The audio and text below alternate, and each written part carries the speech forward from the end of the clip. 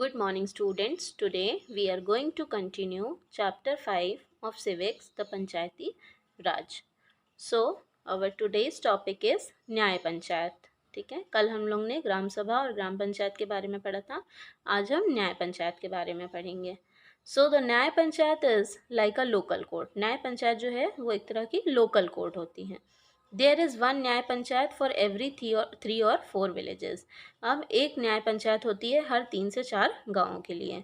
It's purpose is to hear and solve minor disputes and cases. और इसका जो main purpose होता है वो ये होता है कि जो छोटी छोटी दिक्कतें होती हैं, जो विवाद होते हैं, उनको सुनना और उसे सॉल्व करना और कुछ केसेस को सॉल्व करना.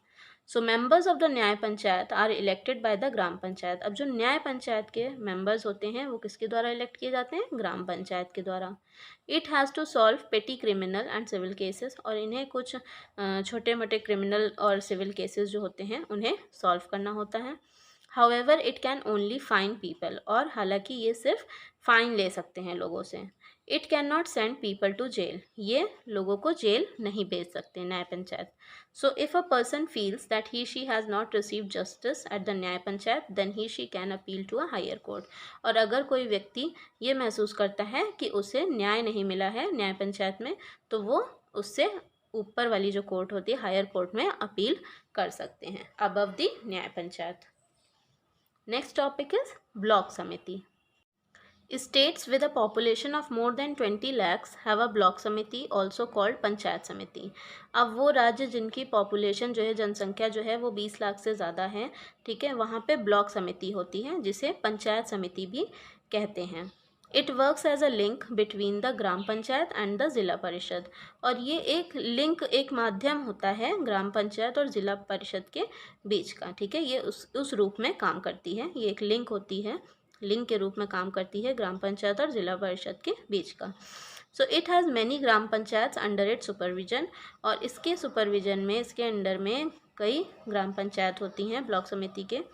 अ ब्लॉक समिति is composed of the elected members of the area. और ब्लॉक समिति जो है वो किसके द्वारा बनाई जाती है? जो इलेक्टेड मेंबर्स होते हैं उस एरिया के, उनके द्वारा ब्लॉक समिति जो है वो बनती है. Some seats are reserve for SCs, STs, OBCs and women. कुछ सीट्स जो होती हैं वो रिजर्व होती हैं SC, ST, OBC और वुमेन के लिए. SCs means scheduled caste, STs means scheduled tribes, OBCs means other backward classes and women's.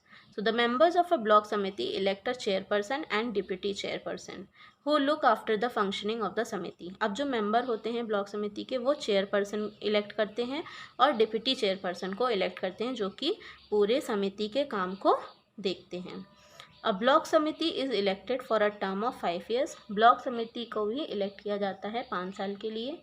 All its plans are implemented by the block development officer. और जितने भी प्लान्स होते हैं इनके ब्लॉक समिति के, वो किसके द्वारा इम्प्लीमेंट किए जाते हैं? ब्लॉक डेवलपमेंट ऑफिसर के द्वारा, जिन्हें BDO भी कहते हैं. नेक्स्ट टॉपिक इज ज़िला परिषद. द ज़िला परिषद ऑल्सो कॉल्ड डिस्ट्रिक्ट पंचायत. ज़िला परिषद, जिसे डिस्ट्रिक्ट पंचायत भी कहते हैं, ठीक है, is at the top of the panchayati raj system. ये सबसे टॉप पे होता है पंचायती राज सिस्टम के. It is a body at the district level. ये जिले लेवल पे काम करता है. Its members are elected from the district for a term of 5 years. और इसके जो मेंबर होते हैं वो जिले के द्वारा इलेक्ट किए जाते हैं 5 साल के लिए. Some seats are reserved for SCs, STs, OBCs and women. कुछ सीट्स जो होती हैं वो scheduled caste, scheduled tribe, other backward class और वुमेन के लिए रिजर्व होती है. The members of the zila परिषद elect the president and the vice president. और जो मेंबर्स होते हैं ज़िला परिषद के वो इलेक्ट करते हैं प्रेसिडेंट को और वाइस प्रेसिडेंट को. The Zilla Parishad supervises the work of the Gram Panchayats and the block committees under it and inform the state government about the work being done by them. अब जो ज़िला परिषद होती है वो सुपरवाइज करती है ग्राम पंचायत के काम को और ब्लॉक समिति के काम को. ठीक है, जो ब्लॉक समिति और जिला ग्राम पंचायत जो काम कर रही होती है उसे ज़िला परिषद सुपरवाइज करती है और अपने अंडर में उसे सुपरवाइज करती है और इन्फॉर्म करती है राज्य सरकार को कि क्या काम उनके द्वारा किया जा रहा है. Next topic is women and panchayats. Women play an important role in the panchayati raj system now. अब के पंचायती राज सिस्टम में वुमेन जो है वो एक इम्पॉर्टेंट भूमिका निभाती है। In 1993, one of the important steps taken for the empowerment of women was reservation of 33% seats in the panchayats for women. अब जो सबसे महत्वपूर्ण स्टेप लिया गया था वो था वुमेन एम्पावरमेंट के लिए, वो था 33% सीट्स जो थी वो रिजर्व की गई पंचायत्स के लिए, वुमेन पंचायत्स के लिए, ठीक है। 33% सीट्स जो थी वो वुमेन के लिए रिजर्व की। Then this in 2009 this was increase to 50% by the central government, और फिर 2009 तक ये और बढ़ गई और 50% हो गई सेंट्रल गवर्नमेंट के द्वारा, केंद्र सरकार के द्वारा ये बढ़ा दी गई, 33% से 50% कर दी गई। So these steps were taken to give more power and representation to women in decision making. और ये steps जो थे वो इसलिए लिए गए ताकि ज़्यादा पावर दी जा सके, ज़्यादा और रिप्रेजेंट किया जा सके वुमेन को भी, फैसलों में जो डिसीजन लिए जाते हैं उसमें वुमेन को भी इन्वॉल्व किया जा सके। The increasing number of women sarpanch throughout the country depicts the empowerment of women at the village level. और जो फिर उसके बाद जो वुमेन सरपंच थी उनकी बढ़ोतरी होने लगी हमारे देश में, और ये हमें दिखाता है, ये प्रभावित करता है कि वुमेन एम्पावरमेंट जो थी वो हमें दिखाई देने लगी गांव के लेवल पे, विलेज लेवल पे। So many of them have taken various steps for the development of their areas. कई वुमेन सरपंच थी जिन्होंने कई सारे स्टेप्स लिए थे अपने एरिया के विकास के लिए, वृद्धि के लिए।